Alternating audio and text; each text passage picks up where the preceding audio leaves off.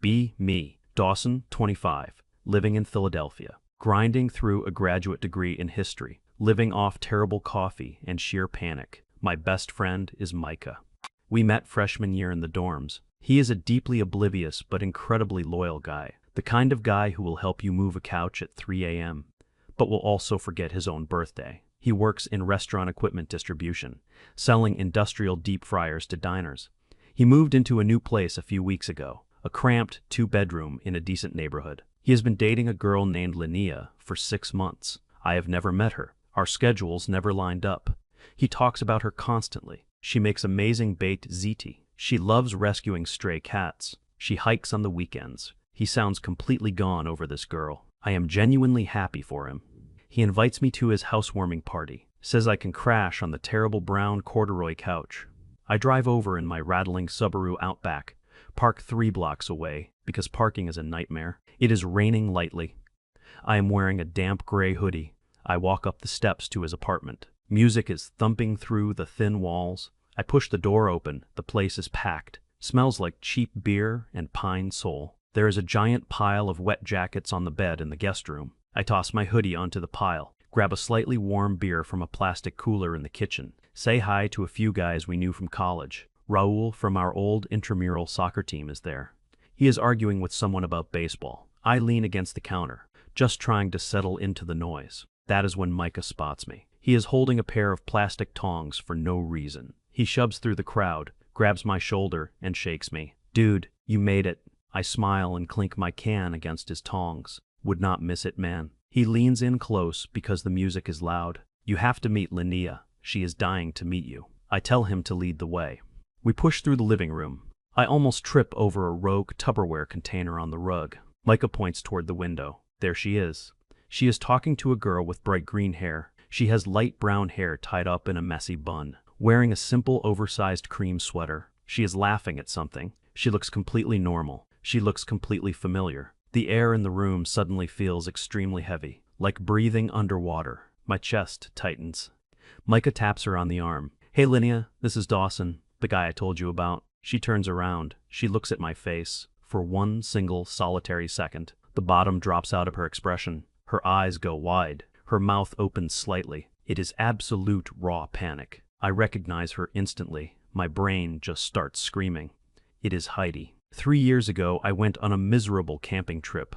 I was completely heartbroken over my ex. A mutual friend dragged me out to the woods. Heidi was there. She had dark black hair then. She wore thick black glasses. She was quiet and guarded. We ended up sitting by the fire at 2 in the morning. Everyone else was asleep in their tents. We drank cheap whiskey out of tin mugs. We talked for hours about how messy our lives were. She told me about her awful relationship with her dad. I told her I felt like a massive failure. We ended up kissing in the dark. It was desperate and sad and intensely real.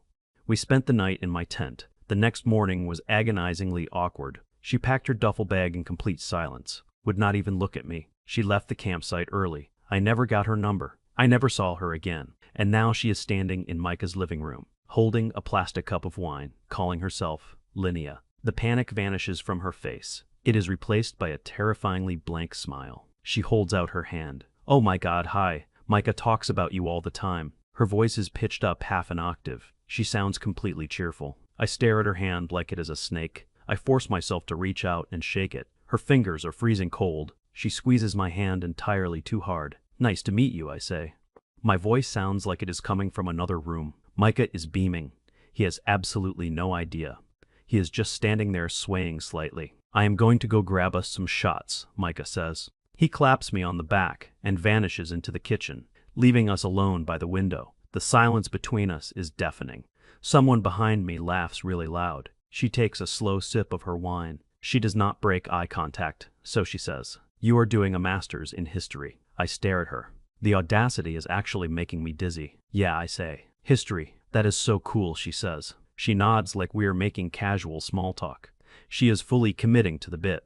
I cannot believe what is happening. So Linnea, I say. I put a lot of weight on the name. Do you like the outdoors? Ever go camping? Her jaw tightens. Just a fraction of an inch. No, she says. I hate the woods. Too many bugs. I lean in a little closer. Funny, I say. You look like someone who knows how to pitch a tent. She glares at me. It is a sharp, angry look. I do not know what you mean, she says. Micah comes back with 3 terrible tequila shots. Hands them out. To new friends, he yells. Linnea smiles brightly and clinks her glass against mine. She downs it without wincing. The rest of the night is a waking nightmare. I am stuck in the corner of the couch, watching her play the perfect girlfriend. She rubs Micah's back. She laughs at his terrible jokes. She brings out a tray of miniature hot dogs, but every time he looks away, she stares at me. It is not a friendly look. Around midnight, Micah goes downstairs to help someone carry a cooler. Linnea is in the kitchen, wiping down the counter with a paper towel. I walk in and stand across the island from her. Heidi, I say. My voice is quiet. She keeps wiping the counter. The paper towel is tearing into shreds. My name is Linnea, she says. She does not look up. Stop it, I say. 3 years ago, the state park. Brent and Celine's trip. We drank whiskey out of those stupid green mugs. She stops wiping. She throws the crumpled paper towel into the sink. She looks at me and her eyes are totally glassy. That was a long time ago, she whispers. I do not know what you are talking about. You are really going to lie to me, I ask. I am in love with Micah, she says. Her voice shakes a little. I have a life here. That weekend was a mistake. It was 2 sad strangers making a mess. It never happened. I stare at her. So I am just supposed to pretend, I ask. Yes, she says. Her voice is fierce now. You are going to pretend. If you care about him at all, you will keep your mouth shut. She turns and walks out of the kitchen. I leave 20 minutes later. I tell Micah I have a massive headache. He looks disappointed but walks me to the door. Linnea waves at me from the hallway. It was so great meeting you, Dawson, she says. Her voice is sickeningly sweet. I sleep in my clothes on the brown corduroy couch. I stare at the ceiling until the sun comes up. My phone buzzes at 6 in the morning. I pull it out of my pocket. Unknown number. Text message reads, "Please let this go, Dawson. Do not ruin this for him. Do not ruin this for me. Linnea." I drop the phone on the floor. I wait for Micah to wake up. We go to a terrible diner down the street. I order eggs and push them around my plate. Micah is hungover and happy. So what did you think of her, he asks. He is pouring a massive amount of syrup on his pancakes. She is great, man, I say. The words taste like ash in my mouth. Yeah, she really liked you, he says. Said you were super easy to talk to.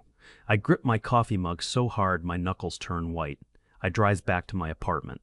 I spend the next 3 weeks avoiding Micah. I ignore his texts. I blame it on midterms. I bury myself in library archives reading about the Gilded Age. I just want to forget it. I want the problem to magically disappear. It does not disappear. Thursday afternoon, my phone rings. It is Micah. He sounds incredibly stressed. Dude, I need a massive favor, he says. What is wrong, I ask. Linnea's landlord is raising her rent by a crazy amount. She cannot afford it. We decided she is going to move in with me. I blink at the dusty library window. Already, I ask. It has only been 6 months. I know, he says, but it makes sense, man. We spend every night together anyway. Here is the problem. I threw my back out lifting a freezer at work yesterday. I am wearing a brace.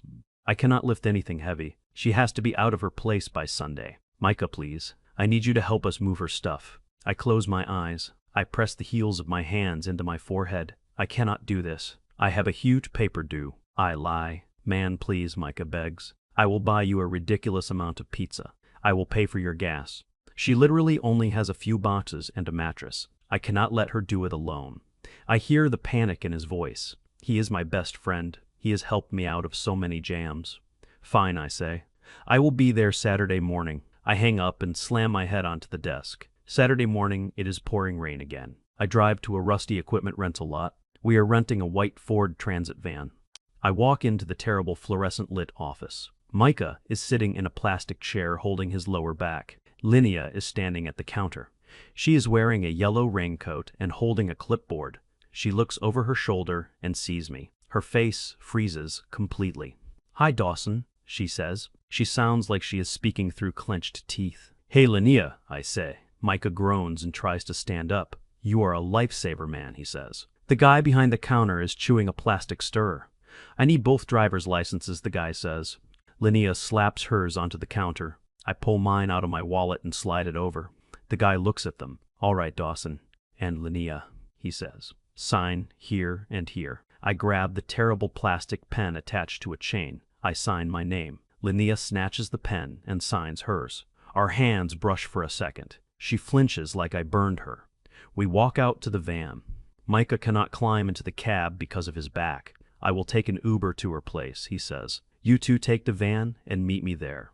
Linnea and I both start protesting immediately. No, I can drive it alone, she says. Dude, I will just give you a ride, I say. Nonsense, Micah says. He is already waving down a cab. See you guys there. He gets into a yellow cab and drives away, leaving me and Linnea standing in the rain, staring at this massive white van. I unlock the doors. We climb in. It smells like wet dog and stale cigarettes. I start the engine. We sit in absolute silence for 10 minutes. The windshield wipers are violently loud. Squeak slam, squeak slam. You are enjoying this, she finally says. She is staring straight out the window, her arms crossed tightly over her chest. Enjoying this, I ask. I hit a pothole way too hard. I would literally rather be anywhere else on earth. Why did you even come, she asks. Because Micah begged me, I say. Because he is my friend. Because he threw his back out for his stupid job. She rubs her temples. Just do not talk to me, she says. Just load the boxes and leave me alone. We get to her apartment. It is on the 3rd floor of a walk-up. The stairwell smells like boiled cabbage. Micah is sitting on a cardboard box in the hallway, looking utterly defeated. I told you to pack the books in smaller boxes, he says to her. She sighs. I am sorry, baby, she says. She kisses the top of his head. It makes my stomach do a weird flip. I walk into her apartment. It is sparse. There are empty grocery bags scattered on the floor. A half-dead fern sits on the windowsill. I start grabbing boxes. I carry them down 3 flights of stairs. My legs are burning. The rain is soaking through my jacket. Linnea is carrying lighter bags down. We pass each other on the stairs over and over. We do not make eye contact. I go back up for the last few things in her bedroom. Micah is in the kitchen trying to pack plates left-handed. I walk into the bedroom. There is a small pile of trash on the floor by the closet, things she is throwing away, an old receipt, a broken phone charger, and a small clear plastic case. It is open. Inside are the thick black glasses, the ones Heidi wore on the camping trip. I freeze. I stare down at them. I hear footsteps behind me. I turn around. Linnea is standing in the doorway. She sees what I am looking at. She walks over quickly. She kicks the glasses into the pile of trash. What are you doing? She hisses. Just grabbing the lamp, I say. I grab the ugly brass lamp off the nightstand. Do not look at my stuff, she says. Her face is flushed red. I am not looking at your stuff, I say. I am trying to get this over with. I brush past her. We finish loading the van. We drive to Micah's place, unload everything. My back is absolutely killing me. We are standing in his living room, surrounded by boxes. Micah is ordering food on his phone. My mom is in town, he announces suddenly. Linnea drops a roll of packing tape. What she says? Yeah, she called while we were moving, Micah says. She wants to take us all out to dinner tonight, to celebrate us moving in together. Linnea looks terrified. Tonight, she asks, but we are covered in dirt. I am exhausted. Micah shrugs. You know how she is. She made a reservation at that fancy Italian place downtown. And Dawson, she wants you there too. I hold up both hands. No way, I say. I smell like a wet dog. I have a paper to write. Micah looks at me with massive, sad puppy eyes. Dawson, please. You know my mom stresses me out. I need you there as a buffer. You are her favorite. I groan loudly. Linnea is glaring at me. Fine, I say. I will go take a shower and meet you there. I drive home. I take a boiling hot shower. I put on a wrinkled button-down shirt. I drive downtown and pay $20 for a parking garage. I walk into the restaurant. It is extremely loud and crowded. The lighting is dark orange. There is a horrible acoustic guitar player in the corner. Micah and Linnea are sitting at a round booth. Micah's mom, Joanne, is sitting across from them. Joanne is wearing a very loud floral blouse. She has terrifying energy. She waves at me aggressively. Dawson, honey, she yells. I walk over and slide into the booth next to Joanne. This puts me directly across the table from Linnea. Linnea is wearing a nice black dress. She looks exhausted. Hi, Mrs. Davis, I say. Oh, call me Joanne, you know that, she says. She pats my cheek. I am just so thrilled to finally meet Linnea. Micah has not stopped talking about her. Linnea offers a weak smile. Thank you, she says. Joanne immediately launches into an interrogation. So, Linnea dear, Micah tells me you work in dental administration. Linnea nods. Yes, I manage the front desk. And where did you grow up? Joanne asks. She is leaning entirely too far across the table. Linnea shifts uncomfortably. Upstate New York, she says. Small town, you probably never heard of it. Joanne takes a massive gulp of her wine. Try me, she says.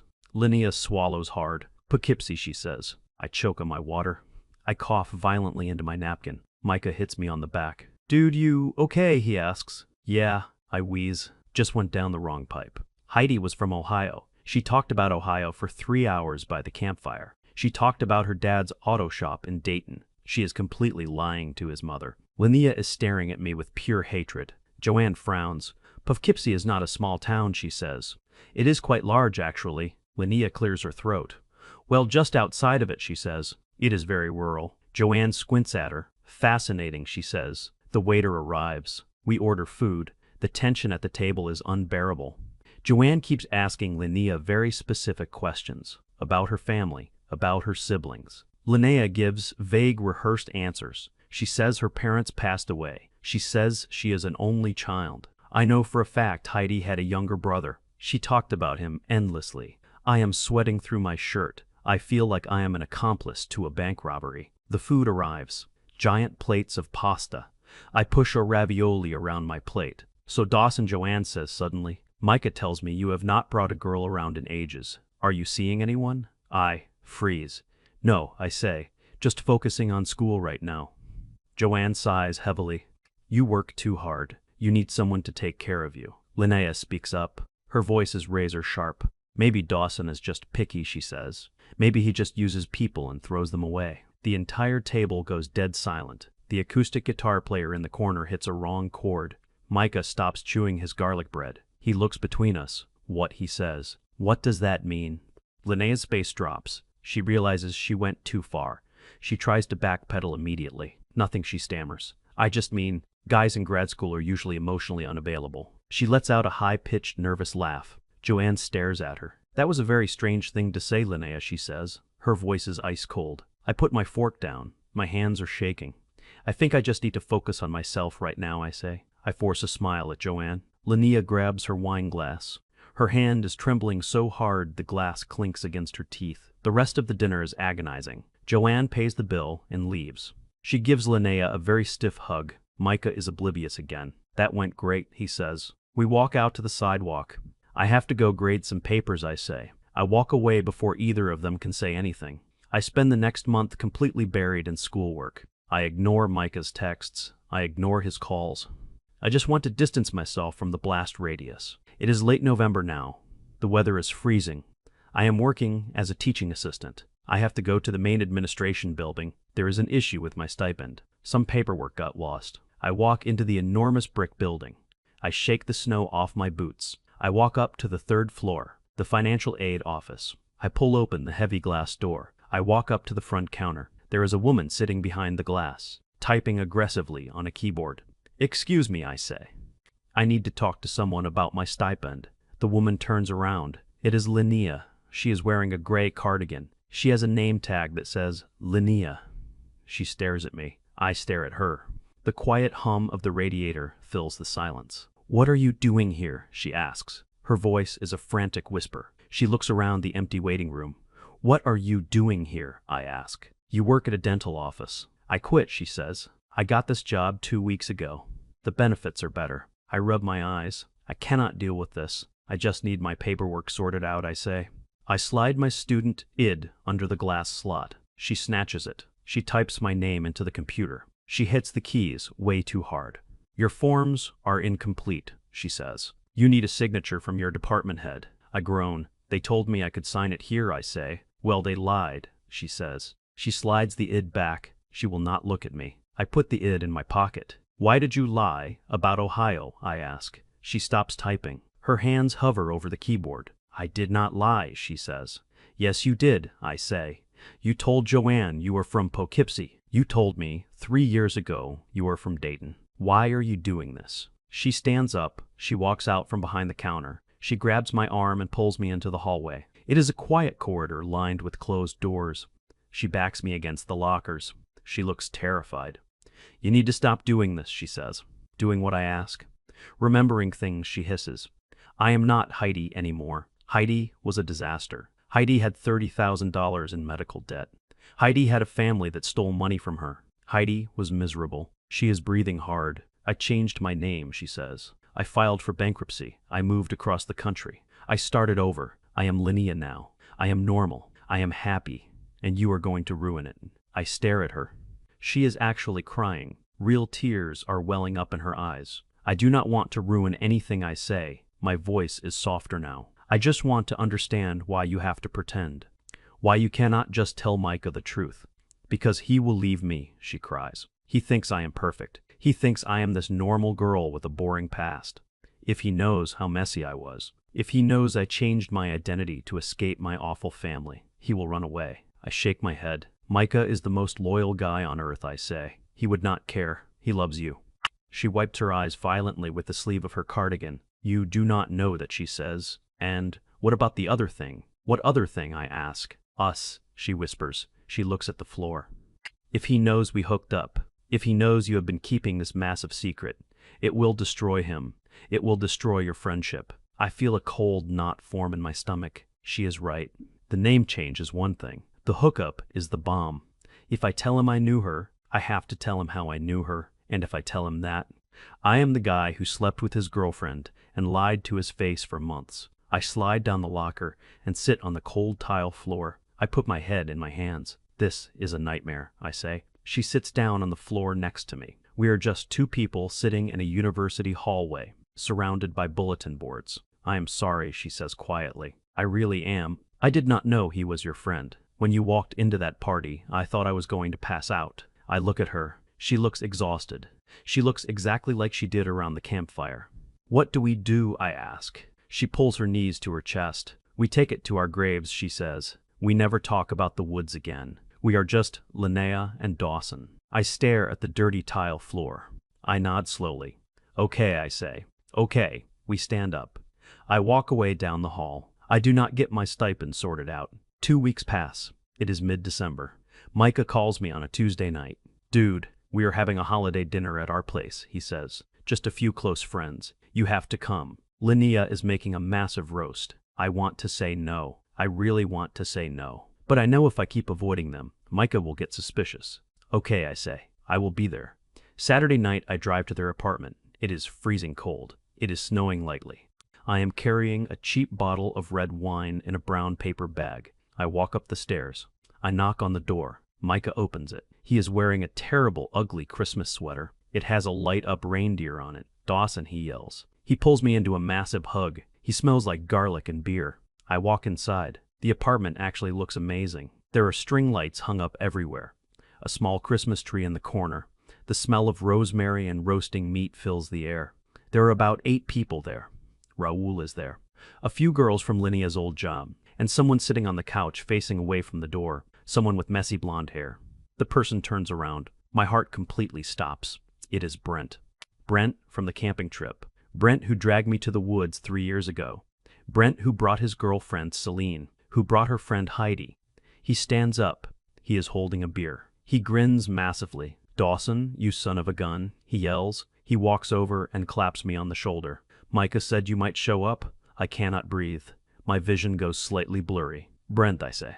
My voice is a croak. What are you doing here? He laughs. I moved to Philly last week, man. Got a new job managing a gym. Ran into Micah at the hardware store. He invited me over. Small world, right? I look past Brent. Linnea is standing in the kitchen doorway. She is holding a metal stirring spoon. Her face is completely white. All the blood has drained from her cheeks. She is staring at Brent. She looks like she is looking at a ghost. Brent has not noticed her yet. He is too busy telling a loud story to Raoul. I walk over to the kitchen. I grab Linnea by the elbow. I pull her into the hallway outside the bathroom. What the hell is he doing here? I hiss. I do not know, she whispers frantically. I did not know Micah knew him. Micah never mentioned him. She is hyperventilating slightly. She drops the metal spoon on the hardwood floor. It makes a loud clattering sound. Dawson, what do I do? She asks. She is grabbing the front of my shirt. He knows me. He knows I am Heidi. He knows everything. I grab her hands. Calm down, I say. Maybe he will not recognize you. You have different hair. You do not wear glasses. Just stay in the kitchen. Just keep your head down. Micah walks out into the hallway. He looks at us. We are standing way too close. She is holding my shirt. Micah stops walking. His smile fades. What is going on? He asks. His voice is totally flat. Linnea lets go of my shirt instantly. She takes a huge step back. Nothing, she says quickly. I just spilled sauce on Dawson's jacket. I am so clumsy. She picks up the spoon and hurries back into the kitchen. Micah stares at me. He is oblivious, but he is not stupid. You okay, man? He asks. He squints at me. Yeah, I say. I wipe my forehead. Just warm in here. Micah nods slowly. He does not look convinced. We go back to the living room. We sit around the coffee table. Linnea brings out massive plates of food. She avoids looking at Brent completely. She serves him from behind his chair. She retreats to the corner of the room. Everyone is eating and drinking. The noise level is loud. Brent is telling a story about his drive from Ohio. Yeah, man. The roads were terrible, he says. He points his fork at Micah. But nothing is worse than that camping trip we took a few years ago. Remember that, Dawson? I freeze with a piece of bread halfway to my mouth. Linnea drops a fork in the kitchen. It clatters loudly. Micah looks at Brent. What camping trip? He asks. Oh, man, Brent says. He is completely oblivious to the tension. Me and Dawson went out to the state park. It poured rain the whole time. Everyone was miserable. He takes a huge bite of potatoes. Micah looks at me. You never told me about that, he says. It was not a big deal, I say quickly. I shove the bread into my mouth. Just a boring weekend. Boring. Brent laughs. Dude, you disappeared into your tent with that girl Heidi. You two were missing until morning. The entire room goes dead silent. The string lights twinkle merrily. The refrigerator hums. Linnea makes a small gasping sound from the kitchen. Micah puts his plate down on the coffee table. He turns his head very slowly. He looks at Brent. What girl? He asks. His voice is terrifyingly calm. Brent swallows hard. He suddenly realizes the vibe in the room has violently shifted.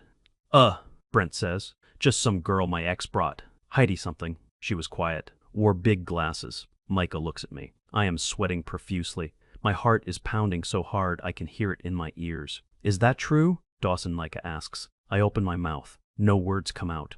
I just stare at him. Micah looks back at Brent. What did she look like? He asks. Brent shifts uncomfortably. Dude, it was a long time ago.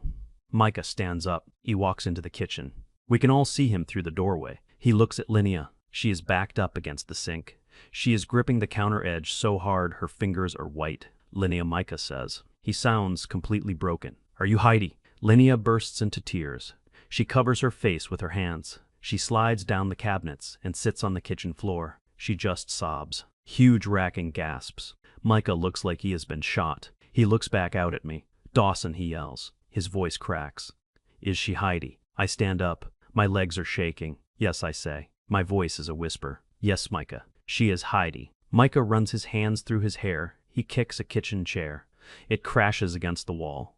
Everyone in the living room is completely silent. Raoul is staring at his shoes. Brent looks like he wants to melt into the floor. So you two, Micah says. He points at me. He points at Linnea on the floor. You two hooked up, and you just did not tell me. For 6 months. You ate in my house. You helped us move. You sat at dinner with my mother. And you lied to my face. I walk toward the kitchen. Micah, please, I say. Let me explain. Do not take another step toward me, Micah shouts. He puts his hand up. Linnea is weeping loudly now. Micah, I am so sorry, she cries. I was so scared. I changed my name because of my dad. I was running away from debt. I did not want you to know how messed up I was. Micah stares down at her. And Dawson? He asks. Why did you hide Dawson? She looks at the floor. Because I was ashamed, she whispers. Because it was a mistake. Because I love you and I did not want to lose you. Micah shakes his head. He looks at me. Get out, he says. His voice is totally hollow. Micah, I say. Get out, Dawson, he yells. I turn around. I grab my coat off the back of the couch. Brent looks at me with absolute horror. I walk out the front door. I walk down the freezing concrete stairs. I get into my rattling Subaru. I sit in the dark for an hour. My breath clouds in the freezing air. I ruined everything. I ruined my best friendship. I ruined his relationship. I drive back to my apartment. I sit on my couch in the dark. The weeks pass. Christmas comes and goes. It is miserable. I eat canned soup and watch terrible television. I do not hear from Micah. I do not hear from Linnea. I assume they broke up. I assume Micah hates me forever. I finish my semester. I get a part-time job at a coffee shop just to get out of my apartment. It is late January. I am wiping down a table with a damp rag. The bell above the door rings. I look up. Micah is standing there. He looks tired. He is wearing his heavy winter coat. He walks over to the table. He pulls out a chair and sits down. I just stand there holding the dirty rag. "Hi," I say. "Hey," he says. He looks at the table. "Can I get you a coffee?" I ask. "No," he says. "I just came to talk." I sit down opposite him. My heart is beating fast. "How are you?" I ask. "I have been better," he says. He sighs heavily. He rubs his face with both hands. "Linnea and I are still together," he says. I blink in surprise. "Really?" I ask. "Yeah," he says. "It was a rough month. We fought a lot. We almost broke up twice. But she showed me all the paperwork, the bankruptcy, the restraining order against her dad. She laid everything out. She was terrified, Dawson. She was just a terrified kid trying to start over." He looks up at me. His eyes are red. "I understand why she hid her past," he says. "She was ashamed. But I still do not understand why you hid it. You are my best friend, man. You watched me fall in love with her. You watched me plan a life with her. And you sat there holding this massive secret. Why?" I look down at my hands. They are red and dry from washing dishes. "Because I was a coward, Micah," I say. My voice is quiet. "When I recognized her at the party, I panicked. I should have pulled you aside immediately. But she begged me not to, and then a week passed, and then 2 weeks, and suddenly it was too late. Every day that went by made the lie bigger. I convinced myself I was protecting you. But really, I was just protecting myself. I did not want to deal with the fallout. I am so incredibly sorry, man. I miss you." Micah stares at me for a long time. The espresso machine hisses loudly in the background. Someone drops a mug and it shatters. We both flinch. "It takes a lot of energy to stay mad," he says. "I am tired of being mad." He leans back in his chair. "She is different now, Dawson. She is getting therapy. She is trying to be honest. We are trying to fix it." I nod. "I am glad, Micah. I really am. She loves you a lot." He taps his fingers on the table. "I am moving out of the city," he says. I stare at him. "What?" I ask. "My company offered me a regional manager spot in Virginia," he says. "We are taking it. Fresh start for both of us. Away from Philly. Away from all the ghosts." He looks out the window at the gray street. We leave on Tuesday. I feel a massive lump form in my throat. I realize what he is saying. He is forgiving me. But he is also saying goodbye. The friendship is not fixed. It is just over. "Wow," I say. My voice is thick. "Virginia. That is great, man. Congratulations." "Thanks," he says. He stands up. He buttons his heavy coat. "I just wanted to tell you in person," he says. "Did not want to just disappear." "You are a good guy, Dawson," he says. "You just made a really stupid choice." I stand up too. "I know," I say. I put my hand out. He looks at it for a second. Then he reaches out and shakes it. His grip is firm. "Take care of yourself, Dawson," he says. "Take care of her, Micah," I say. He nods once. He turns around and walks out of the coffee shop. The little bell rings. I watch him walk down the sidewalk until he turns the corner. I am totally alone in the middle of the cafe. I pick up the damp rag. I go back to wiping the table. It is just a stupid wooden table, but I scrub it until my knuckles ache. The past is a heavy thing to carry. Sometimes you just have to put it down. The rag goes into the plastic bucket. I have a shift to finish. Yeah,